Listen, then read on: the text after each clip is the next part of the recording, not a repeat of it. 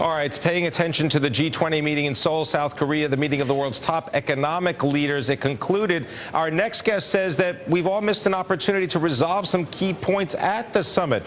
Steve Dunaway is currently a senior fellow for the Council on Foreign Relations and was deputy director of the Asia and Pacific Department of the International Monetary Fund. Steve, good to have you with us on Bloomberg. Oh, thank you, Penn. So what was the missed opportunity? We didn't get the free trade agreement with South Korea, nor did we get any kind of resolution on currency issues. Yeah, that's right. What was hoped out of this summit, at least they'd make a little bit more progress in terms of dealing with some of the key issues, particularly with the exchange rate.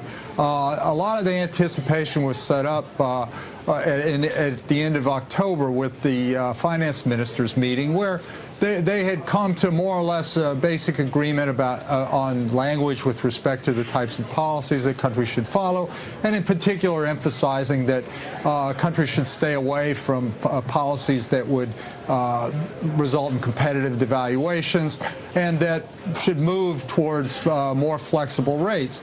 And then there was also a U.S. proposal that as a way of trying to gauge whether countries were making progress along these lines, that you would look at external imbalances, current account imbalances, as a rough indicator.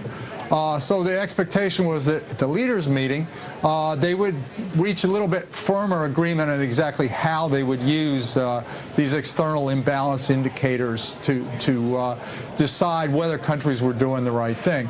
Unfortunately, because in between, the U.S. took the decision to engage in additional quantitative easing, and for some strange reason, that set off a pretty adverse reaction around the rest of the world, and I think that kind of hijacked the summit in terms of the summit being able to achieve a whole lot. All right, but Steve, there were a lot of hugs, a lot of handshakes, a lot of warm smiles, but Ben Bernanke wasn't there, and yet he was at focus of the conversation. Yeah, well, the move by the U.S.